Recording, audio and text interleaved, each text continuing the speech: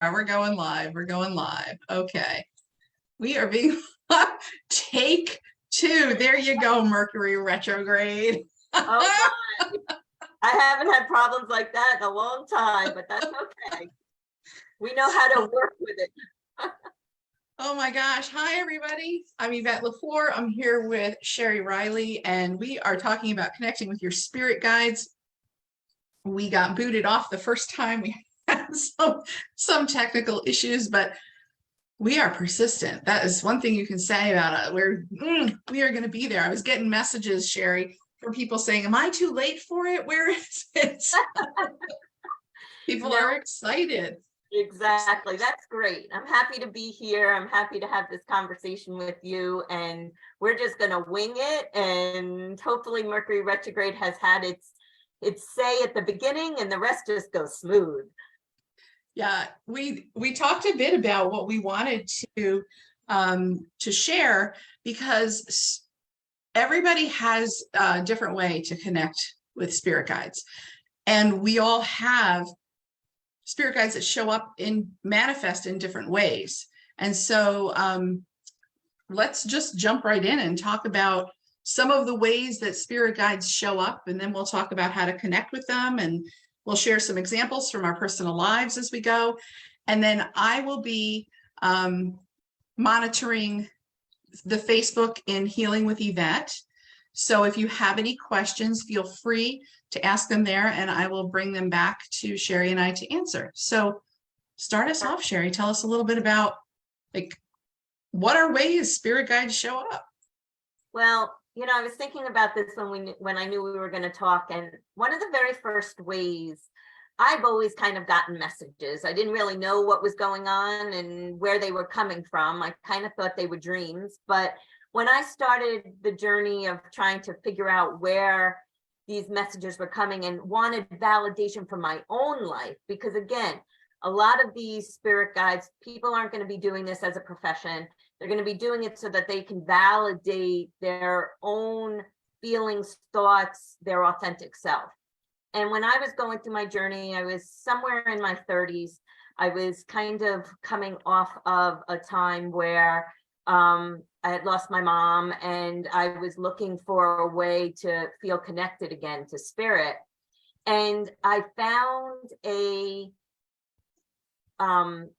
fair, and they were selling necklaces made from runes. So runes are a symbol. It's an ancient symbols that help also have messages and meanings that once you pick them, you can connect in. So kind of like oracle cards, but more ancient than that.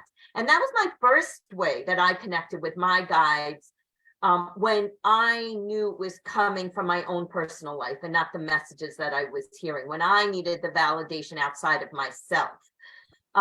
So definitely those tools around runes, oracle cards, angel numbers are a great way to start playing and seeing whether or not what you're picking resonates with what you're feeling.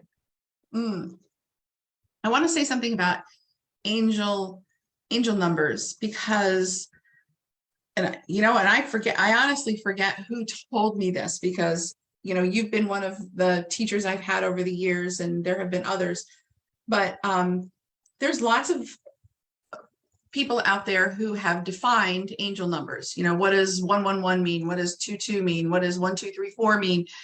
And because spirit talks through electricity, or can communicate through electricity easily, when you see an angel number, which is a repetitive number, look it up. Just do a search, whatever search engine you use, look it up, and what message you're supposed to get is the one that will show up.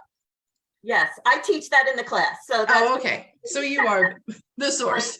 My intuitive healing certification class. That is one of the things that I share, that because of the energy that our guides are, it's much easier for them to work through energetic communication. And so that could be through clocks. It could be through, one of the ways that I get a lot of my messages is through my speedometer.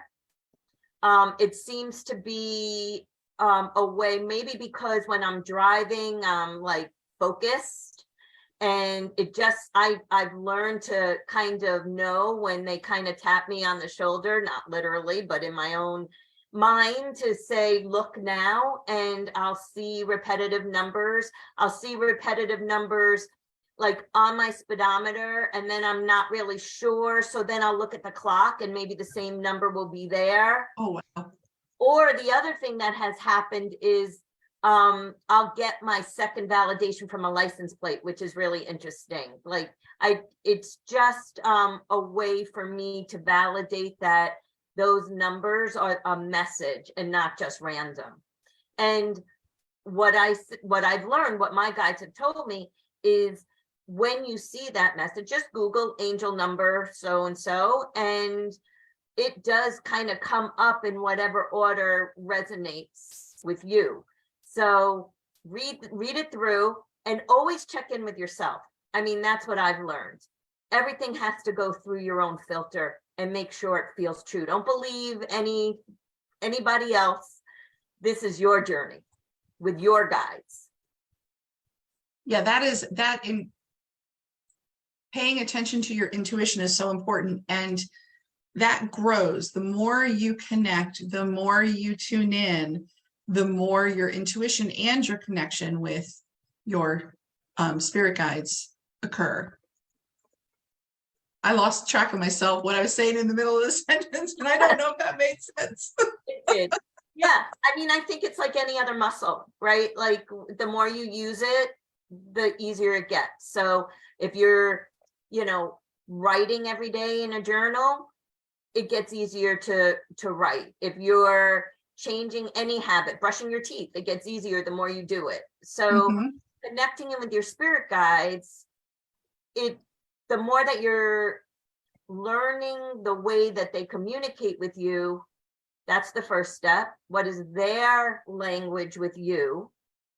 How do you communicate? Because it's different for everyone.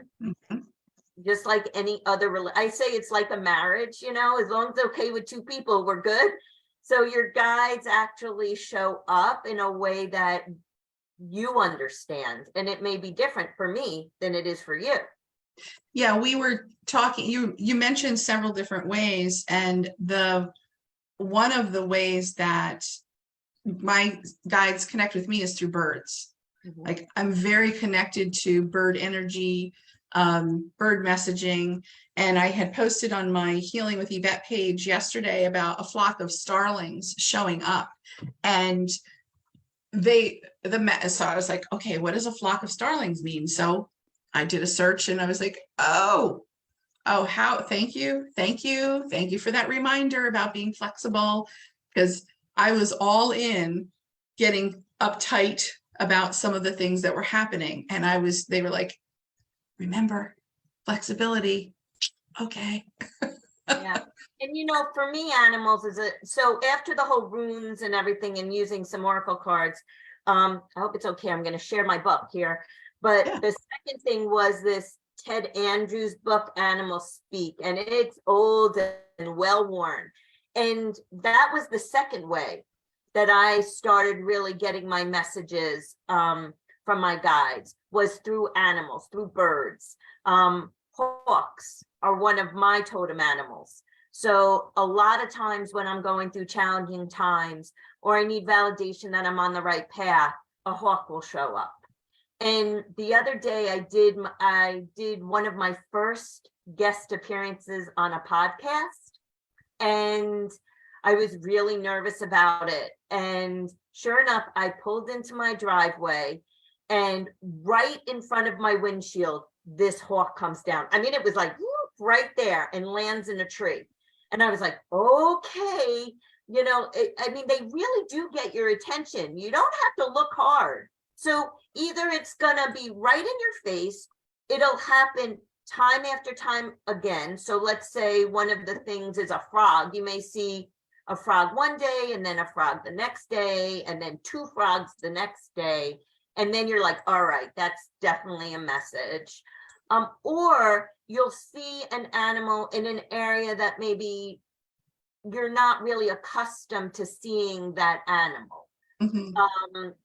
You know, whether it be like a rabbit in the dunes of the beach, you know, something like that, where it's really out of the ordinary. The whole idea is that it gets your attention. Yes. And when I teach the class about animals and nature in my intuitive healing certification class, one of the things that I had asked my guides when I was doing the research for this and checking in, excuse me, was why use animals? Like, why animals? And the message I got was they don't have the filter that blocks the energy. Humans have a filter where our brain gets in the way. We say, nah, that can't be it, or why me, or why would they talk to me, or excuse me, why would they, you know, I don't want to bother my guides. And animals just have their instinct, and it just flows through them, and they pay attention to the force that's coming through. And so I thought that was fascinating when I got that answer. It makes a lot of sense, doesn't it? It does. It does. And that's why when I do distance Reiki sessions and energy healing, oftentimes people's fur babies will show up and cuddle up next to them. And the very first time I received a distance Reiki session, my cat, who was never allowed me to touch her, curled up on my legs. I woke up thinking it was a different cat, and there she was. Or I woke up because I fell asleep during Reiki.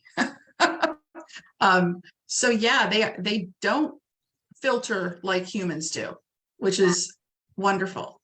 Yeah. So I want to bring us back a little bit to, so if someone's really new, one of the things I hear you saying, and we've talked about before, is part of this is paying attention, right? You can't go through life so busy and focused on everything else that's happening and expect to connect if you've never connected before. So what are some techniques that people can use to start that connection? Well, one of the first things that I like to say is journaling, because journaling is something where you can sit down, get brain dump, get all the information out of your head, to clear out that mental clutter so that you can be open and available to messages and signs. I still think most people start with numbers because they're all over the place.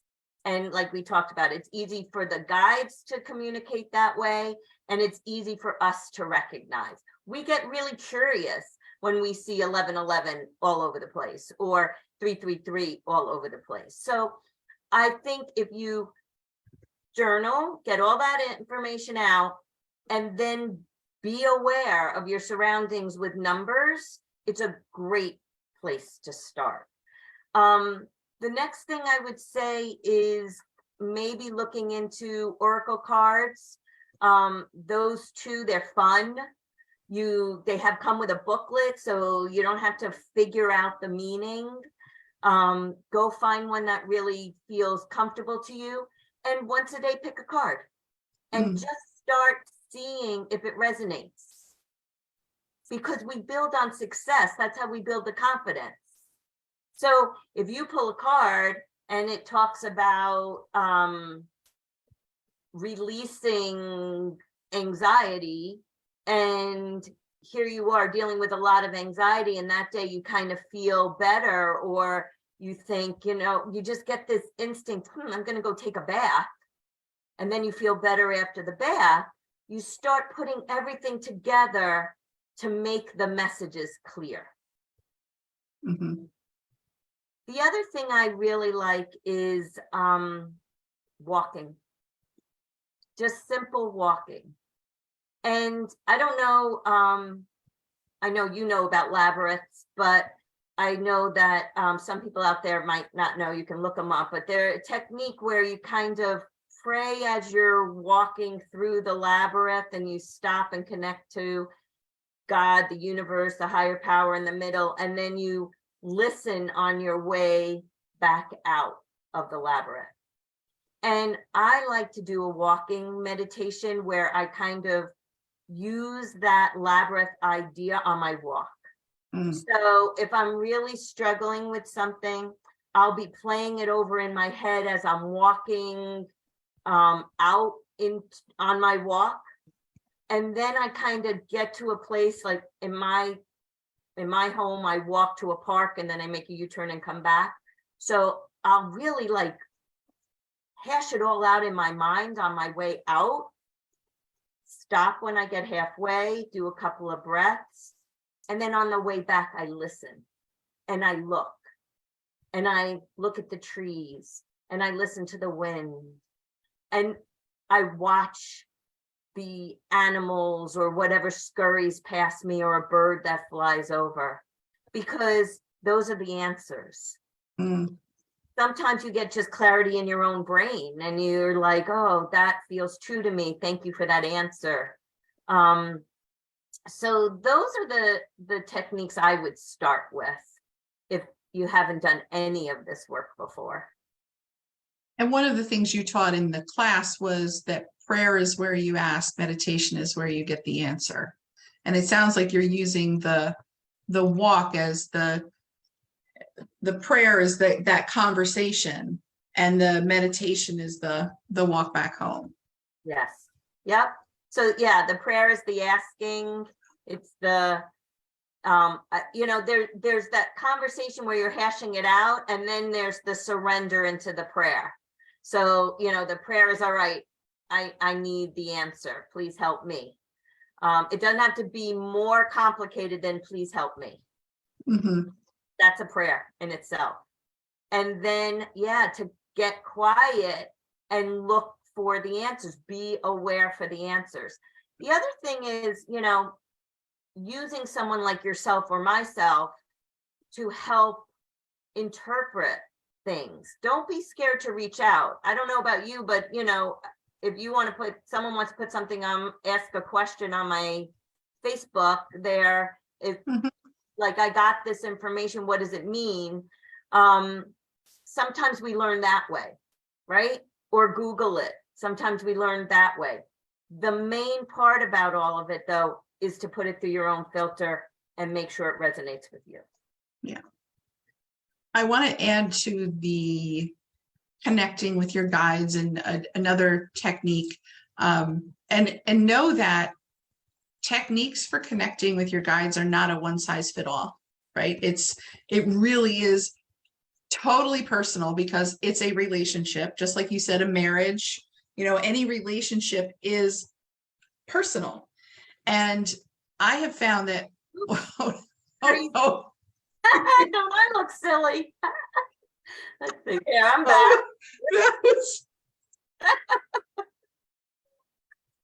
That was great. Oh, okay. We don't need filters, right? Like the TikTok, right? Some of those filters, we can make people laugh. Maybe we'll get 1 million hits for it. Oh, that was funny. Shari bobblehead. So one of the techniques that I have found useful is starting, it's similar to your walk out and walk back, is you may start out with a monologue where you're sitting there and you're just talking, saying like, I want to connect with you, and I'm not sure how you'll show up. I know that I want to create this relationship, and and I'm looking to connect with you, and I need some help, and I ask that you speak in a way or connect with me in a way that I understand and that I grow to understand and better understand. And so it can start off as a monologue, and then the dialogue happens. And then I also want people to know that not everybody hears another voice, right? Mine show up as my voice, right? I have not yet morphed into it being, oh, that's a man, or oh, that's a woman, or oh, that. So your path, those of you who are listening, your path is your path. There is nothing wrong with how it's happening. It's all in divine timing. And in order to create the relationships, you have to put the time into it. It's not going to just show up. Absolutely. So one of the classes that I teach is dating your guides. And I really do say, if you want an intimate relationship with your guides, you have to put the time and energy into it, just like you would any other. You have to learn their quirkiness, their idiosyncrasies. They have to learn your language. You're co-creating this relationship. So I mean, I could go deeper into that, but I think in this beginner class that we're talking about right now, just know that that's where practice comes in when they talk about practice. So practice can be the walking, practice can be the journaling, practice could be the meditation. It's about saying to your guides, like you just said with the monologue, this is important to me and I want to get to know you more. And when we do that, we have to spend the time. Mhm. And so it develops from there. The more time you give a relationship, the more you understand the energy of that person or that guide. So it's not a fly by night kind of thing. Right. And then, is it fair to say that the more it's almost like, oh boy, I got too many thoughts in my head at the same time, because I got the image of building muscle. So you're building muscle, and the more muscle you build, you are more likely to get messages without the conscious connection. Right? Does my question make sense? I think it depends. That's Okay. my answer to that. Because I do think being conscious, awake, noticing is part of it. Now, when people's guides, because we all have guides, so it's like they're there, whether you're aware of them or not. One of the ways that I think guides get your attention is through your physical body. Because most people don't change unless the pain is larger than the fear of change. So our bodies act out to also give us messages from our guides. We hold that energy in our body. And so I think that's another beginning way that people are awakened to the process of connecting into spirit. So sometimes we don't have to be so conscious, and we'll get that little tap. And I love to say, listen to the tap and not the slap. I want people to be aware when there's little things going on. Pay attention to your body then. Don't wait until you have the big upheaval to get the messages. So I think that sometimes we are awakened whether we are paying attention or not. But it really, like most things, it really is helpful when you're aware and paying attention. Even for myself in my physical body, if I start getting pains in my shoulder, like my right shoulder, as soon as I get the pain, I start asking myself, because your shoulders are your shoulds and your right shoulder is what I should do. So the first thing I start thinking is, and I journal, and journal and write, well, what am I doing right now? Let me ask myself, is there something else that I want to do that maybe will help align me with my purpose or my goals right now? And it is interesting to watch your body respond when you're asking those questions, because it doesn't need to flare up when you are listening. That doesn't mean that you never get sick or any of that. I'm not talking about that. There's a physical component and an emotional component. I'm just saying that that is another way to be interrupted Mhm. from your guides within your daily life Mhm. when you're not consciously looking for the signs. And it's so funny you just say you should talk about the physical body, because I'm just like, ooh, got really, really lightheaded. And my spirit guides are like, yeah, see, that can happen too, is you can get lightheaded when you've got a connection going on. Like, okay, thank you. I'll mention it. Absolutely, absolutely. Yeah. And you know, that is true too. I think when people first open up, they can feel uncomfortable, right? Because the energy of our guides is at a different frequency than a human energy.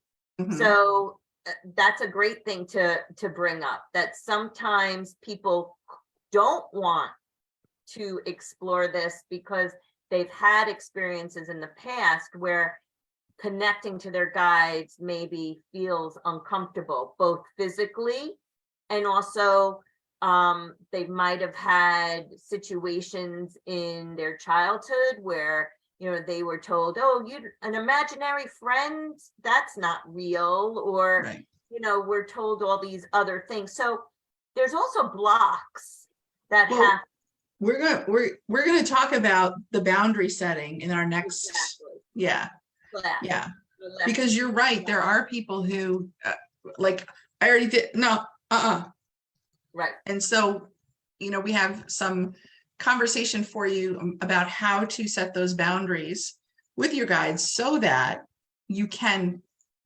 with confidence, safety, security, and peace, make that connection.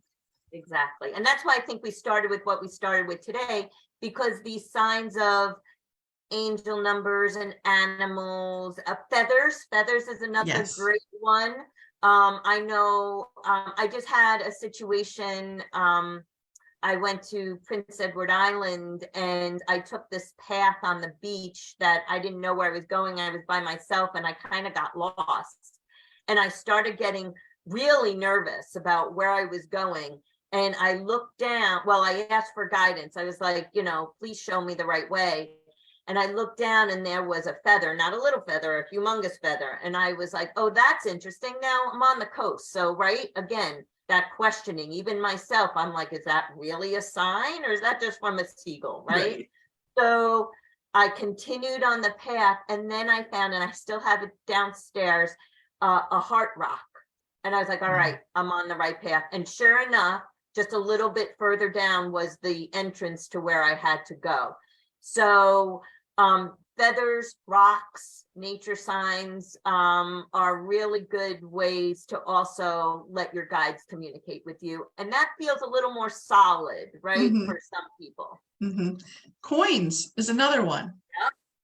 Yep. I have a story about that. So my dad died when I was 8, and I always got pennies from heaven from my dad.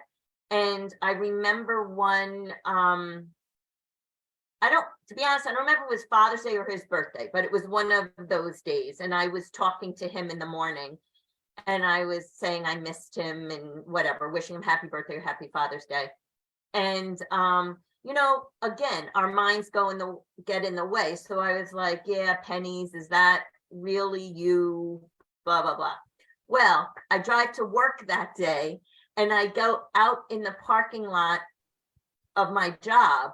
I open the door and there's pennies right there on the floor. How many pennies? 8. I was 8 when he died. I never doubted the pennies from my dad again. And those are the validations that we get sometimes when we're on the beginning of this journey and we're questioning it. That's why I share these stories, because even I question it. And I've been doing this for, 25 years. We sometimes wonder, is it real? Am I just imagining this? But when you signs like that, it's hard to deny.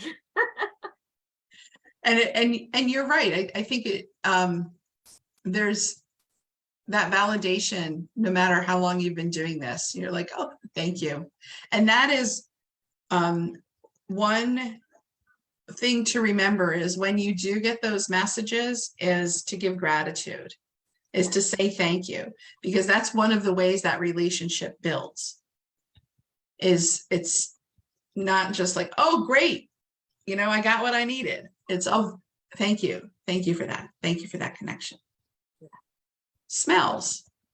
Do you get smells? I don't get smells. Not as much as some of my clients, honestly. I have some clients that's a big sense that their guides use, but I have gotten like smoke, like I've smelt smoke in certain arenas. Again, I never really explored it too much. My father was a smoker, so I liked my coins and other ways that he connected with me.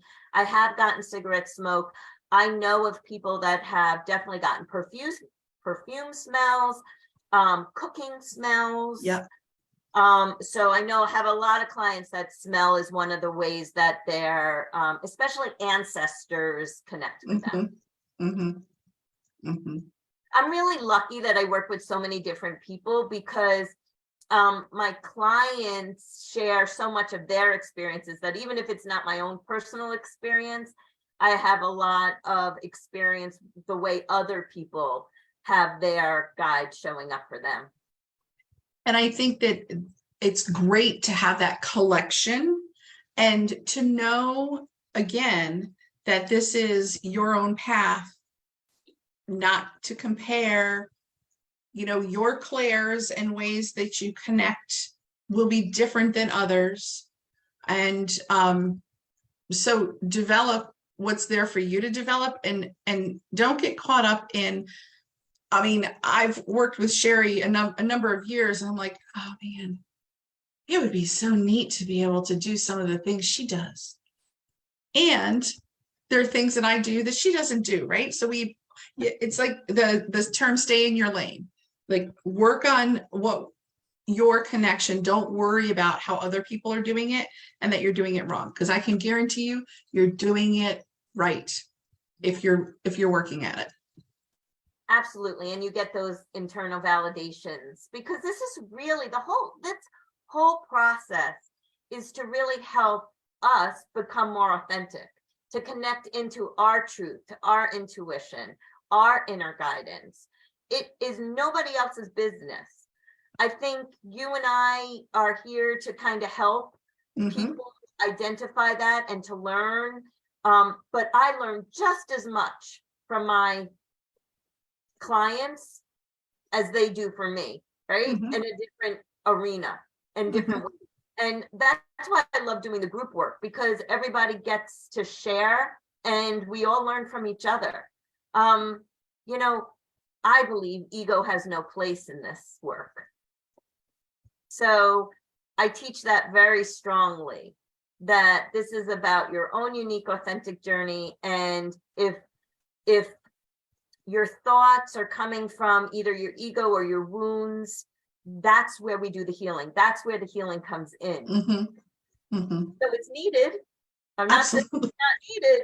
What I'm saying is we learn from it. And our guides sometimes help us with that. Oh, for sure. And I want to be clear that we are still,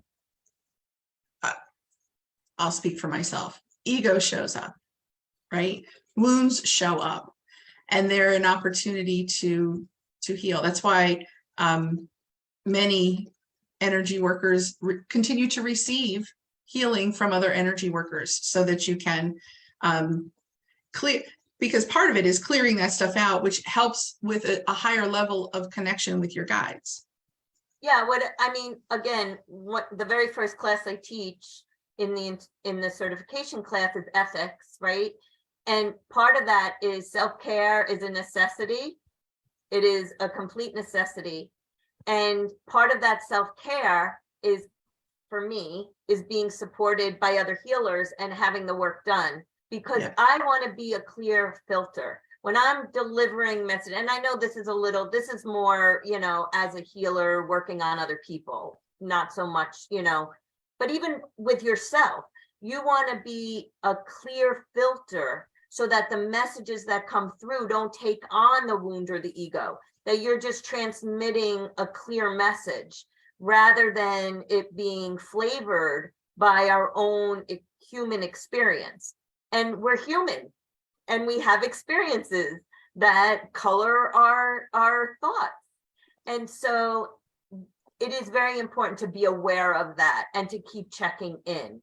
And that's why I say, let's say I am getting a message for someone, if it doesn't resonate with that person, I know I'm saying that a lot, but I really want that message to be clear, because I know in the beginning, when people are first trying to learn to connect into their guides, they look at other people that are the messengers and they think that it's the person that's doing it for them, or they need that person to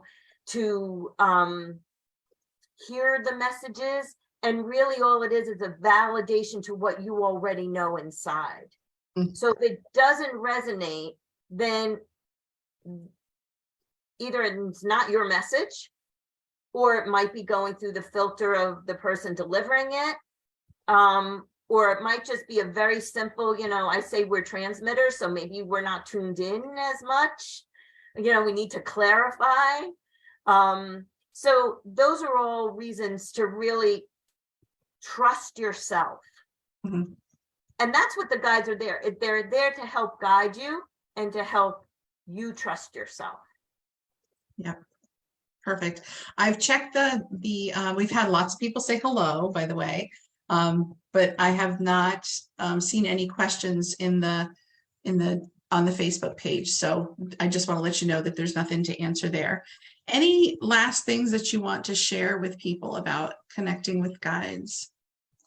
Have fun with it. Yes. Play with it. Don't take it so seriously, right? This is a way for people to really learn more about themselves.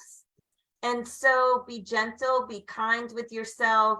Like anything, it's okay to be new at something. It's okay to ask questions, to not know. Nothing's wrong with saying, I don't know. Maybe take some classes, ask some questions. Again, maybe use a healer to help connect in to your guides so that you start, understanding their language. Remember to ask and to say thank you. Mm-hmm. What you just said, I was thinking, I don't know if we said this, and we could have, but Spirit has a great sense of humor.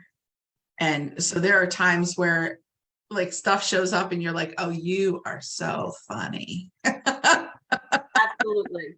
Especially the way they give you the signs sometimes, right? Yes. Yes. Yeah. They like to give you a giggle. Here's the reality. Guides are at a higher frequency. That higher frequency is love, light, joy.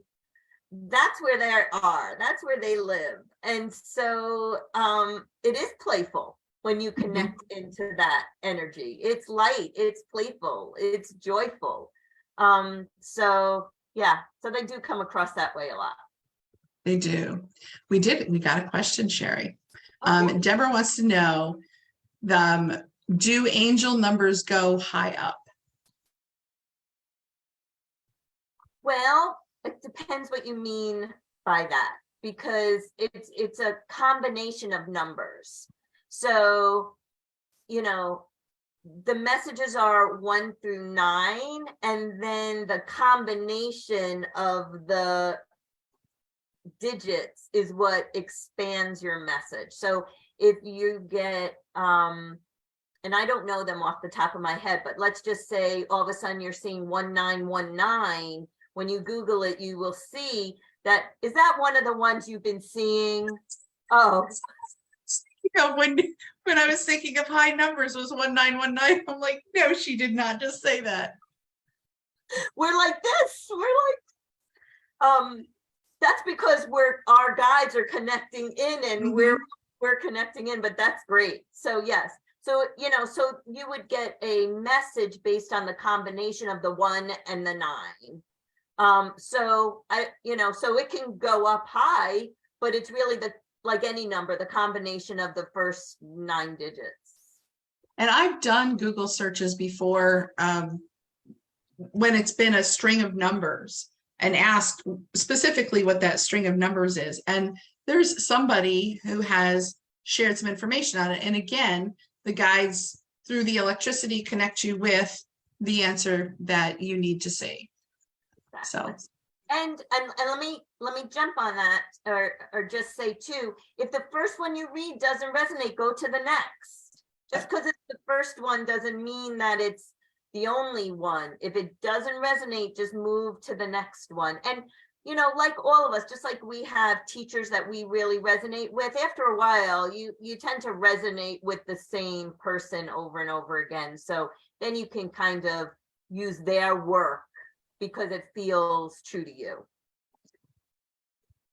And that can be a trap, right? Of the looking at going, well, I'm not sure. I'm going to look at the next one. Well, I'm not sure. Let me look at the next one. I'm not. And that's when Shari was talking about like check in, like not here, right here.